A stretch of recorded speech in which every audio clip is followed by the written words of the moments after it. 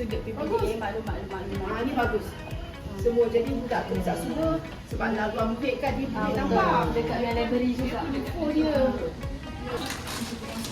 Okey. Warna boleh. Foto kini. Selamat pagi doktor. Saya pelajar dari Sekolah Kebangsaan Brunei ingin bertanya beberapa soalan. Apakah yang dimaksudkan dengan dadah?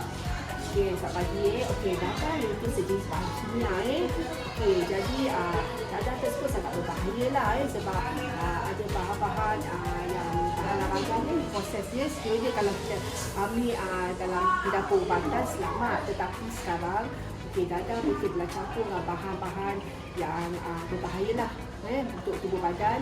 Sekiranya ambil akan membawa kesan buruk lah kepada kesihatan kita. Mengapakah dadah sangat berbahaya kepada kesihatan? Mengapakah dadah sangat berbahaya kepada kesihatan?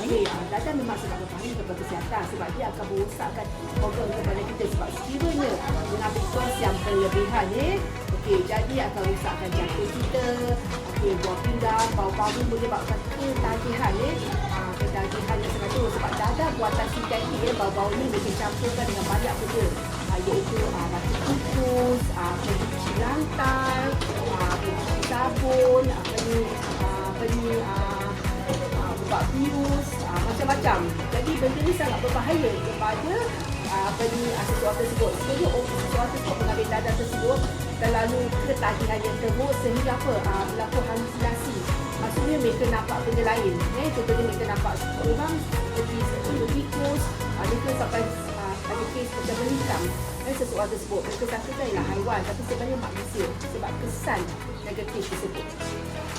Doktor, apakah pesanan doktor kepada murid sekolah rendah supaya sentiasa menjauhi dadah?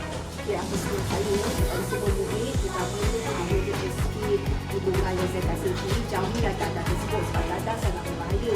Jadi kita ingat keluarga kita, rumah kita yang dalam pembesaran kita tahu dadah itu sangat berbahaya bahan-bahan larangan. Jadi kita jauhkan benda-benda tersebut. Jangan sesekali mencuba. Sekali mencuba nanti kita tertagih dan susah untuk melepaskan daripada bahan tersebut. Jadi jangan terpengaruh sebaik sebab sekarang mereka campurkan dadah tersebut dalam vape ataupun buku. Jadi bila kita buat aja ujian air urine yang bau terkini tekstil memang berkesan lah, ada kesan negatif. Jadi jauhilah dadah tersebut.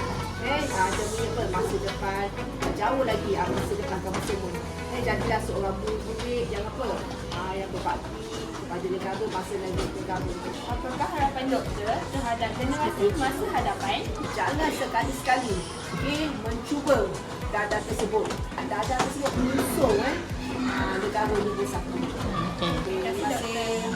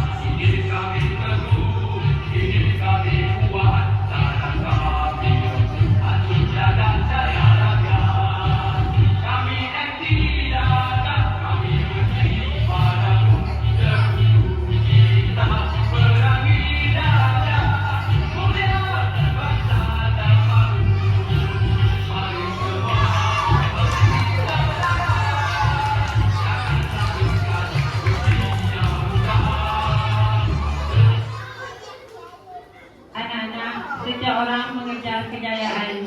Ada yang memilih jalan mudah, tetapi jalan itu akhirnya memusnahkan kehidupan.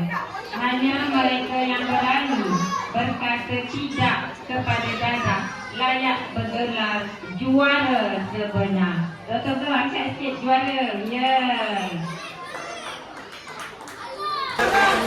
Begitulah tadi sempurna sudah dinik pelajaran